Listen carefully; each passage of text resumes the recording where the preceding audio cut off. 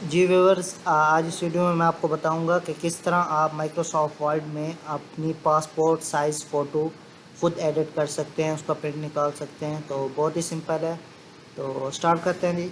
मैं आपको स्टार्ट से समझा देता हूँ। सबसे पहले आप अपना माइक्रोसॉफ्ट वर्ड जो है वो ओपन करेंगे। तो मेरे पास माइक्रोसॉफ्ट वर्ड ओपन हो गया है। तो इसमें से बेसिक सेटिंग आपने कर लेनी है। सबसे पहले आपने ओपन करना है अपना जो लेआउट है, यानी प्रिंट का जो लेआउट है, वो वहाँ पे आपने क्लिक करना है। और यहाँ पे आपके पास साइज़ का बटन शो हो रहा है, आपने इसके ऊपर क्लिक करना है। नीचे आना है, आपके पास ये मोर पेपर साइज़ आ रहा है, आपने इसके ऊपर क्लिक कर देना है।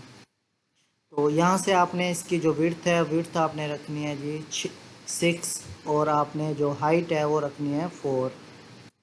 तो इसके बाद आपने यहाँ पे ओके वाले बटन पे क्लिक कर देना है। तो ये आपके पास जो स्ट्रक्चर है वो उसका जनरेट हो चुका है। तो उसके बाद आपने इंसर्ट में जाना है। इंसर्ट में जाके आपने पिक्चर वाले बटन पे क्लिक करना है, और यहाँ से जहाँ भी आपकी जो पिक्चर है वहाँ आपने ऐड कर लेनी है। तो उसके बाद आपकी पिक्चर ऐड हो चुकी है। तो इसमें आपने सबसे पहले उसको जो क्रॉप है वो आपने क्रॉप कर लेना है।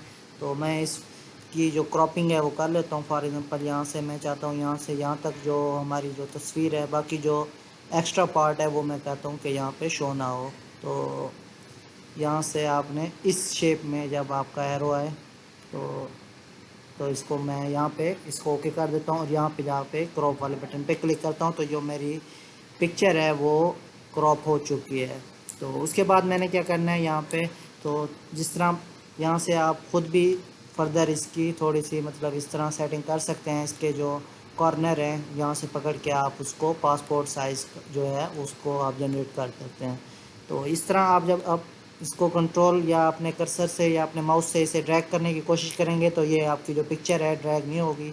तो आपने इस पिक्चर को सिलेक्ट करना है, और यहाँ पे आपने जो पोजीशन है या उसके साथ उसका रैप टेक्स्ट है, इस रैप टेक्स्ट में जाना है। और रैप टेक्स्ट में आपको ऑप्शन शो हो रहा होगा इन फ्रंट ऑफ टेक्स्ट। तो इसके ऊपर जब आप क्लिक करेंगे तो आपकी जो पिक्चर है वो मूवेबल हो जाएगी। आप यहाँ से इसे पकड़ के अपने अकॉर्डिंग इसे एडजस्ट कर लें।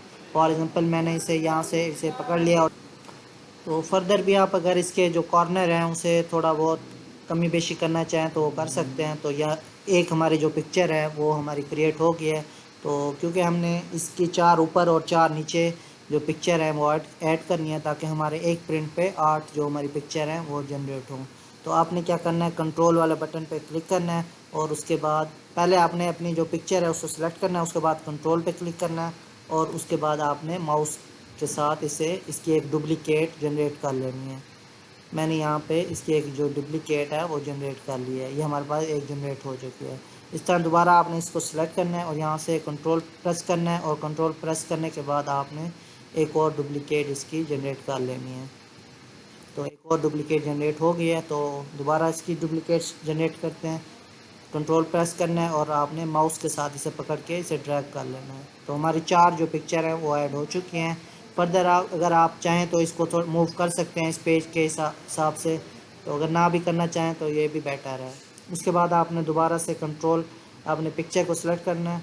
उसके बाद कंट्रोल प्रेस करना है, हर पिक्चर के ऊपर आपने इस तरह सिलेक्ट करना है। उसके बाद जब आपकी पिक्चर सिलेक्ट हो जाए तो आपने फिर दोबारा माउस को ऐसे ड्रैग करना है। तो आपकी जो 4 ऊपर वाली पिक्चर हैं वो दोबारा से डुप्लिकेट जनरेट हो जाएगी।